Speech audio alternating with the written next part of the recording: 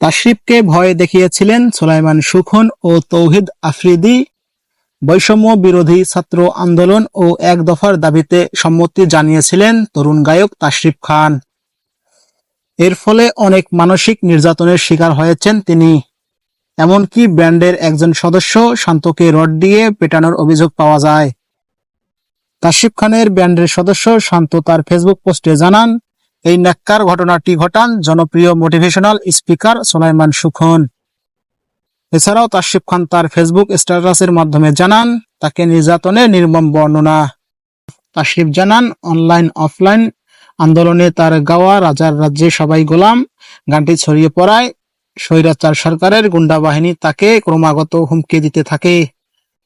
তাশরিফকে এক প্রকার এক সিনিয়র ইনফ্লুয়েন্সার তাকে মিথ্যে চায়ের দাওয়াত দিয়ে বাড়ির বাইরে বের করে এনে আইন শৃঙ্খলা বাহিনীর সদস্যদের মুখোমুখি করান আর তাকে ভয়ানক মানসিক নির্যাতন করেন।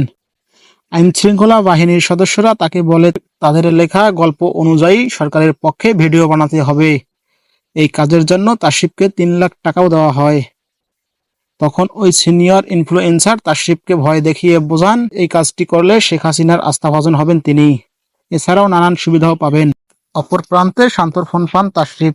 আইন শৃঙ্খলা বাহিনীর সদস্যরা তাকে রড দিয়ে পেটান, এতে দুজনে ভয় পেয়ে যান। তারপর কিছুদিন গুম হয়ে থাকেন তাশরিফ গুম হওয়ার আগে 3 লক্ষ টাকা তার ম্যানেজার আয়মান সাবিদের কাছে রেখে যান এবং টাকাগুলো ফেরত দিতে বলেন।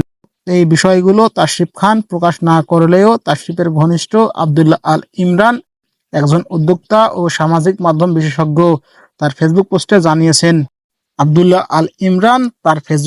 জানিয়েছেন সেই সিনিয়র ইনফ্লুয়েন্সার আর কেউ নন, বিতর্কিত মোটিভেশনাল স্পিকার সোলাইমান সুখন ও তৌহিদ আফ্রিদি সরকারের পক্ষে কাজ করেন। ছাত্র আন্দোলনে তৌহিদ আফ্রিদি ও সোলাইমান সুখন সরকারের পক্ষ নিয়ে কাজ করেন। তৌহিদ আফ্রিদি সরকারের পক্ষে কাজ করেন, দফায় দফায় মিটিং করেন। আফ্রিদির মিটিংয়ে যারা উপস্থিত হননি তাদেরকে হুমকি দেন আফ্রিদি। এরপরে আফ্রিদির সাজানো নাটক সবাই দেখেছে। ফেসবুক লাইভে এসে কেঁদে কেঁদে জানান, চাপের কারণে তিনি এই আন্দোলনে যোগ দিতে পারেননি। তৌহিদ আফ্রিদি ফেসবুক লাইভে এসে কেঁদে কেঁদে জানান, চাপের কারণে তিনি এই আন্দোলনে যোগ দিতে পারেননি। আফ্রিদি ঘোষণা দেন তিনি ইউটিউব, ফেসবুক সবকিছু ছেড়ে দেবেন। যদিও এতে কোনো লাভ হয়নি, তার অভিনয় ধরে ফেলেছে সাধারণ জনগণ। প্রিয় দর্শক, আপনারা কমেন্ট করে জানাবেন, সোলাইমান সুখন ও তৌহিদ আফ্রিদি এরা আসলেই কি সমাজের মানুষের চোখে ঘৃণিত ব্যক্তি, নাকি এর পেছনে অন্য কোনো রহস্য আছে? প্রিয় দর্শক, ভিডিওটি শেষ করার আগেই আপনাদের কাছে বিশেষ একটি অনুরোধ থাকবে, আমার চ্যানেলটিকে অবশ্যই সাবস্ক্রাইব করবেন।